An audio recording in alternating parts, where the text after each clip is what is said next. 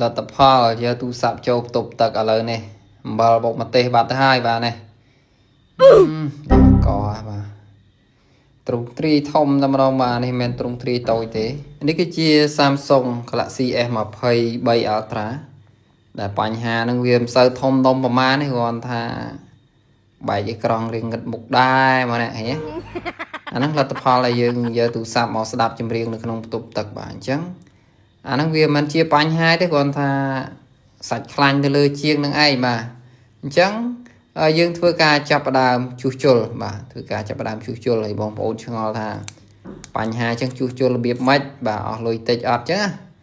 បើនិយាយពីរឿង Samsung មួយមិនបាច់សួរថារឿងដូរក្រង់មិន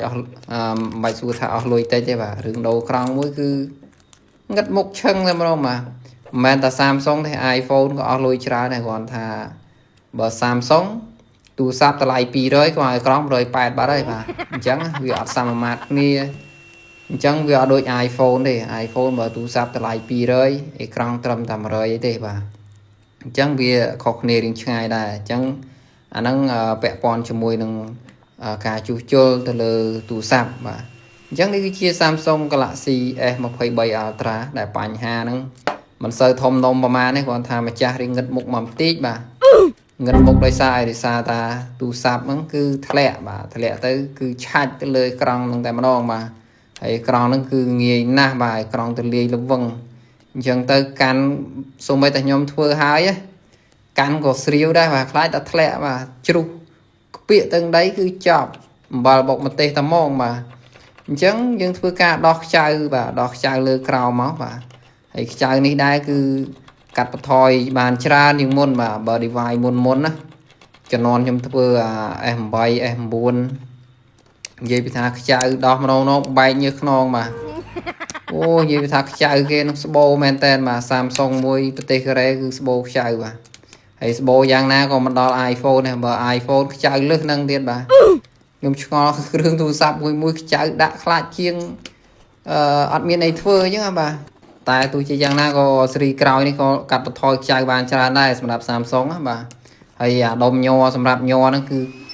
នោះយកទៅដាក់នៅ speaker នោះបាទនឹងបែកគំនិតមកពីណាទេយកទៅដាក់នៅក្នុង speaker ហើយបងប្អូនដែលជាងគាត់ដែលធ្វើបើឲ្យដើរដុំញ័របាទម៉ូទ័រញ័ររបស់ Samsung បើឃើញកោតបាទនោះគាត់យកទៅលាក់នៅក្នុង speaker ខាងក្រោមផ្នែកខាងក្រោមនេះខ្ញុំដោះចេញមុនហ្នឹងណាបាទដុំញ័រគេលាក់នៅក្នុងនោះបាទអញ្ចឹងយើងកោះឲ្យក្រង់ខូចយើងក៏វែងចោលទៅបងប្អូនបាទយើងមិនបាច់ខ្វល់ថាវាខ្លាចខូចអីទៀតទេបាទអេក្រង់នឹងខូចស្រាប់ចឹងកោះរៀងលឿនទេបាទអញ្ចឹងយើងធ្វើការមូកាវបាទហើយកៅនេះដែរនិយាយពីថាស្វិតដល់កបងប្អូនអើយបាទទាញនឹងចុកដៃហើយយើងធ្វើការសម្អាតទូឲ្យបានស្អាតមុននឹងដាក់អេក្រង់ថ្មីរបស់យើងចូលហើយអេក្រង់នេះដែរគឺជាប្រភេទអេក្រង់ស៊ីនណាបងប្អូនបាទមិនមែនអេក្រង់ copy HI ហាង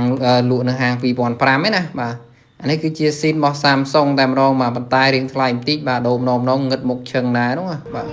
អញ្ចឹងយើងធ្វើការតេស្តបាទយើងធ្វើការតេស្តទៅលើអេក្រង់សិនថាដំណើរការអត់មានបែក color ឬក៏តាក់ថាច់អីទៅណាអត់ណាមុននឹងចាប់ចូលតួព្រោះក្រង់យើងទិញគេបើថាអត់តេស្តមុនទេតែយើងចាប់ចូលយកហ្មងគាត់ណាបើកឆាច់មកអេក្រង់ឡើងឆ្នោតគឺចប់តែហ្មងបាទទិញមួយស្លឹកទៀតហើយបាទអញ្ចឹងយើងមុននឹងធ្វើការជួសជុលមុននឹងធ្វើការចាប់ជាលទ្ធផលសម្រាប់យើងធ្វើការតេស្តអេក្រង់នឹងសិនថាអេក្រង់នឹងដំណើរការស្រួលឬអត់បាទថាច់ដើរ smooth color វាចេញមកស្អាត detail វាស្អាតអត់ចឹងបាទអញ្ចឹងយើងធ្វើការតេស្តរួចហើយយើងធ្វើការបិទកាវជំរាបទឹកបងប្អូនអានេះមិន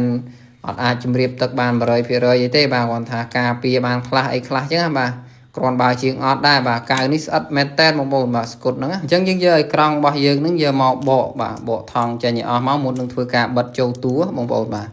ហើយការបកនេះដែរបកថ្នមតិចទៅបាទបើសិនជាបកខ្លាំងបើហើយបាទព្រោះក្រង់នេះជាប្រភេទ plastic បាទមិនមែនជាប្រភេទ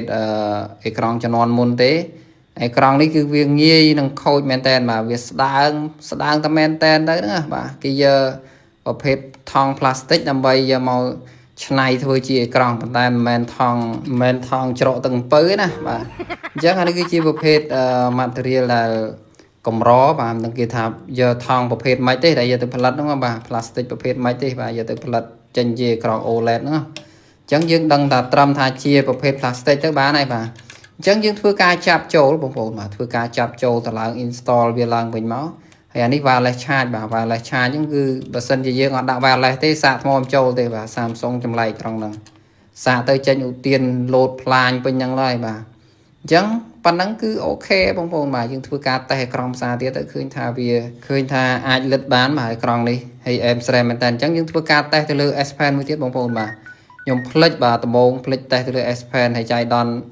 แต่ปล่อยตัวจันเอสเพนดามันบาลบาได้ป่ะไอ้กรองปอทไลพอมาจังยังធ្វើការស្មាតតួទៅបងប្អូនស្មាតតួហ្នឹងគឺយើងធ្វើការបិទកាវបន្ថែមបាទតែយើងអត់ដាក់កាវបន្ថែមទេគឺវាអត់ជាប់ទេបាទអត់ជាប់ទេអញ្ចឹងយើងធ្វើការបិទខ្នងវាចូលទៅប៉ុណ្ណឹងជាការស្រេចស៊ីលុយបាត់ទៅហើយបាទហើយបន្ទាប់ពីហ្នឹងទៅអត់តន់ចេញជាលទ្ធផលសម្រេចទេបាទយើងនៅយកវាទៅដាក់ក្នុងម៉ាស៊ីនគ្រីបមកតង់ទៀតដើម្បីធ្វើការគៀបរវាងសាច់អេក្រង់ហើយនិងខ្នងក្រោយឲ្យគៀបចូលគ្នាអបចូលតួបាទហើយយើងធ្វើការតេស្តមើលឃើញថាណែខ្ជូតមែនតើបងប្អូនអើយបាទណែអញ្ចឹងយើងយកវាទៅដាក់ក្នុងម៉ាស៊ីននេះបាទអាហ្នឹងម៉ាស៊ីននេះវាតួនាទីវាកម្ដៅឲ្យស្កត់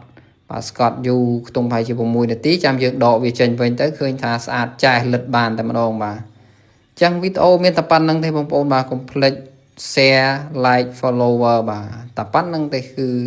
វីដេអូចាញ់ញឹកជាងមុនបាទបើសិនជាមានអ្នកគាំទ្រច្រើនអញ្ចឹងណា